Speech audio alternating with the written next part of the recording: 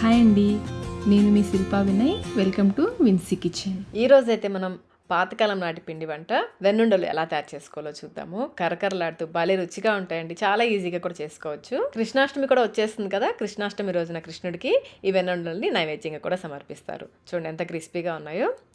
మరి ఇంకెందుకు ఆలస్యం, ఈ క్రిస్పీ టేస్టీ వెన్నుండల్ని ఎలా తయారు చేసుకోవాలో చూసేద్దాం రండి.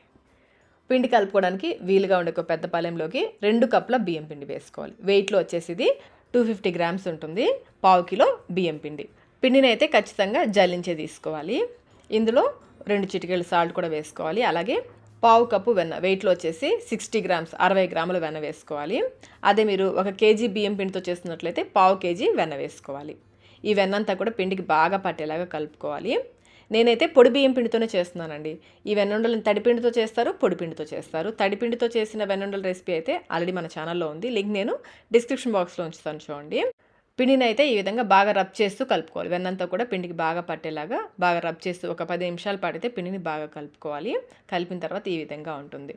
మనకి ముద్ద కట్టామంటే చక్కగా ముద్దగా అయింది అంటే మనం వేసిన వెన్న కరెక్ట్గా సరిపోయినట్లు. ఇప్పుడు ఇందులో పచ్చి పాలు 1 కప్పు పాలు తీసుకుని కొంచెం కొంచెం పోసుకుంటూ కలుపుకోవాలి. కాచిన పాలు కాదండి, పచ్చి పాలే పోసుకోవాలి. మనం తీసుకున్న బియ్యం పిండిని బట్టి పాలు కొంచెం ఎక్కువ కానీ తక్కువ కానీ పట్టొచ్చు. కొంచెం కొంచెం పోసుకుంటూ చూసుకుంటూ కలుపుకోవాలి. పిండి అయితే పలచగా అస్సలు కలుపుకోవద్దు, అలానే మరీ గట్టిగా కలుపుకోవద్దు. చూసుకుంటూ కొంచెం కొంచెం పాలు పోసుకుంటూ, నాకైతే మొత్తం 1 కప్పు పాలు పట్టేశాయి. పిండిని బాగా మదన చేస్తూ కలుపుకోవాలి.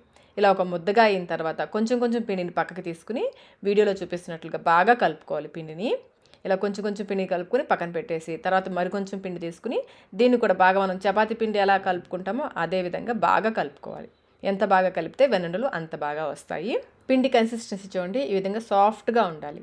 మరీ పలుచగా ఉండకూడదు, మరీ గట్టిగా ఉండకూడదు. మనం కొంచెం ఈ పిండి తీసుకుని బాల్లాగా చేసామంటే ఎక్కడా కూడా పగులు రాకుండా ఉండాలి. ఆ విధంగా ఉంది అంటే పిండి మనం పోసిన పాలు కరెక్ట్గా సరిపోయినట్లు. చూడండి, ఈ విధంగా ఎక్కడక్కడ క్రాక్స్ లేకుండా రావాలి. ఈ విధంగా పిండి కలుపుకోవాలి. కొంచెం పిండిని పక్కకు పెట్టేసుకుని మిగిలిన పిండి ఆరిపోకుండా మూత పెట్టేసుకోవాలి. ఈ పిండి అంతటితో కూడా చూడండి ఈ సైజ్ బాల్స్ చేసుకోవాలి. మరీ పెద్దవి కాకుండా మరీ చిన్నవి కాకుండా ఈ విధంగా చేసుకోవాలి. ఈ బాల్స్ కూడా ఆరిపోకుండా ఎప్పటికప్పుడు ప్లేట్లోకి వేసేసుకొని మూత పెట్టేసుకుంటూ ఉండాలి. లేదంటే ఈ పిండి త్వరగా ఆరిపోతుంది. పిండి కానీ బాల్స్ కానీ ఆరిపోకుండా మూత పెట్టేసుకుంటూ ఉండాలి. ఇలా అన్నీ చేసేసి మూత పెట్టి పక్కన పెట్టేసుకోండి.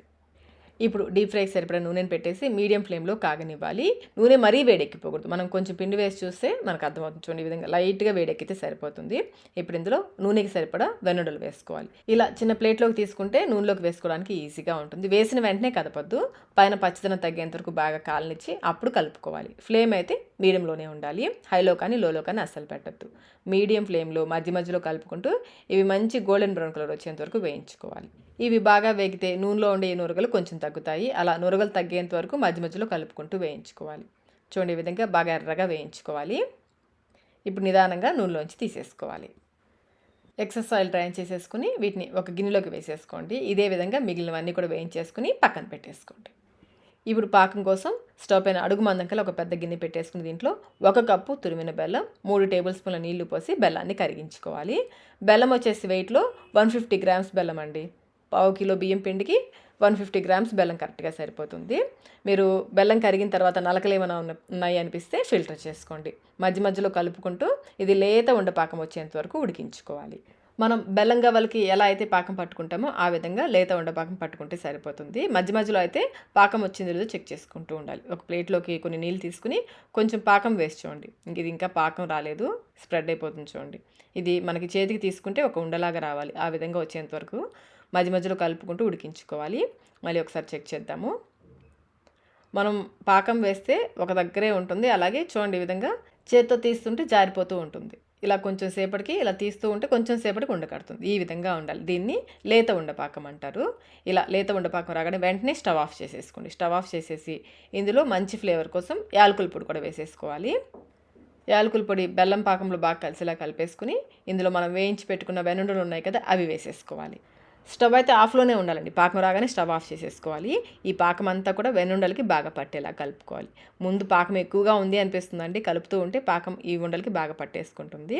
పాకం వెన్నుండలకి బాగా పట్టేసింది కదా, ఇప్పుడు ఒక 2 నిమిషాలు ఆగి మళ్ళీ కలుపుకోవాలి.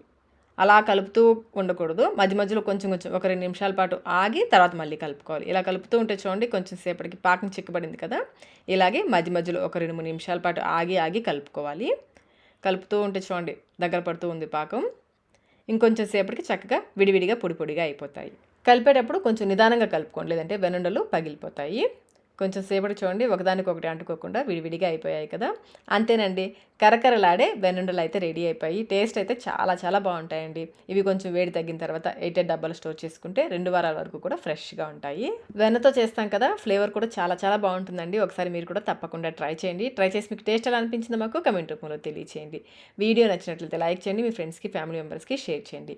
ఇలాంటి మరిన్ని రెసిపీస్ కోసం మన విన్సీ కిచెన్ యూట్యూబ్ ఛానల్ని సబ్స్క్రైబ్ కూడా చేసుకోండి. Thank you.